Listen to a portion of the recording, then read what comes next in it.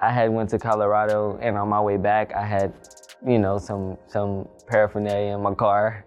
So I was coming back and the police pulled me over, and that's how I caught my first charges. And then like 2 years ago, I want to say, I had ended up messing up. I'm not a big drinker, but just that night I ended up drinking. I guess I tried to make it home. I ended up like passing out. I woke up in the hospital. There was some police just standing outside of my room, but the nurse said that I was free to go. So I called my people, they came and got me. Originally, I guess those 2 officers were supposed to take me to jail when I came to, but they didn't, so I got out of there.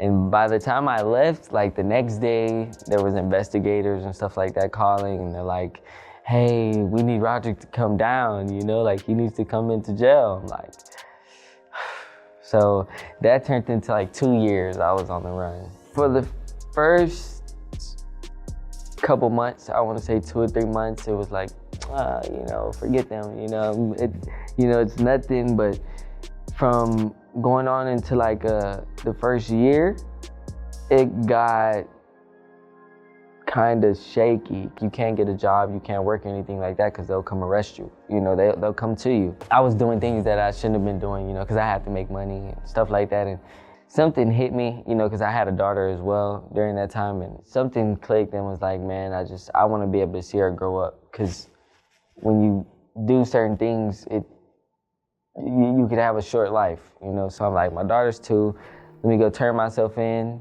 and then I'm gonna get my life in order, because I just got tired of like having to worry about when's the next time I'm gonna get caught, or when they're gonna see me, how anything's gonna go. As soon as I got out, before looking for a job, I'm like, let me go back to school. So I said, you know what? I remember the last place I went was the Goodwill school. So I'll go to the Goodwill school and try to get it, squared away, like he squared. I actually met Rodrick when he came in for his orientation for the program. So that was in June of 2025. He was here before I was even in this role, but he was here in 2019. My mother had originally enrolled me in the first time. Rodrick was one of the students who didn't make it through E-Square the first time, didn't graduate. I remember him telling me, I was super immature. I didn't have my life together, and now I have a daughter, and I have to make sure that I get it done this time. I didn't want to go to like an online school. I'm a hands-on person, so I wanted to go somewhere where I can be a little hands-on. E-Squared is a GED and paid work experience program for youth 16 to 24. The students come to class in the morning from 9 to noon. They're here with a certified instructor preparing to take the GED exams. We help them out in the classroom, help them get work experience. They either work at a retail store or the warehouse here. We teach life skills, kind of set them up for success after they graduate, because the goal is GED and then career exploration or school, whatever it is they want to do. Many of our students weren't able to finish high school. It depends. It could be a personal family issue. Some of them, school wasn't the best environment for them. Some students learned from this program through their probation officer or through truancy court. I stayed getting into like fights and stuff like that. I'm a short guy, so. And I was kind of funny. I was like a little bit of a class clown. So I stayed getting into stuff with people and stuff like that, and it kind of put me in a bad spot. I kept trying to go back, but I kept getting kicked out and sent to alternative schools and stuff like that. So I finally just said, forget it. It's really just making a good first impression. Even during that first orientation, when you first meet the student, we'll ask, hey, what brought you here? Like, what's your story? Do you want to share? What do you need from me to make sure that you're successful? They can tell you. When I came in, I ended up getting on the computers and I get on math. And I'm looking at the things, I'm trying to take a practice test. And my heart just fell through my stomach.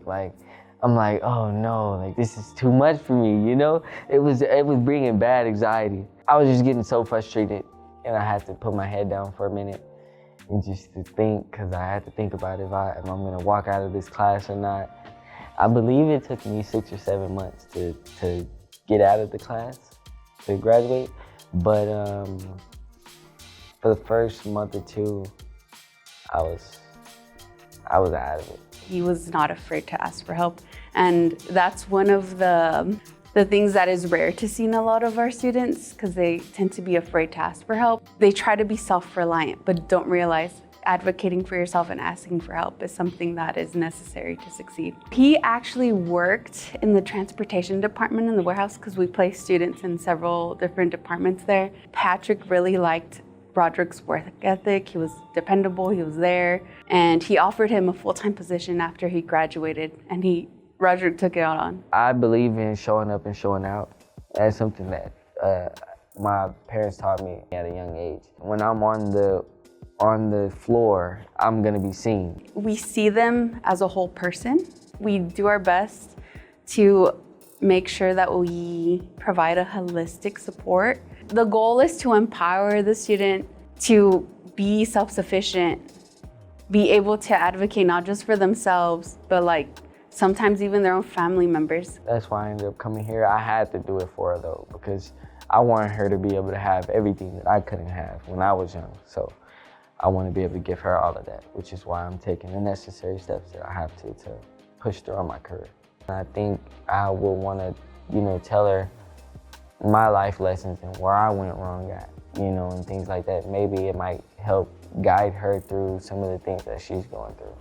So hopefully, yes, I believe she would be proud of me, and I will hope that through my stories I could give to her will help her and kind of guide her to stay in the right direction.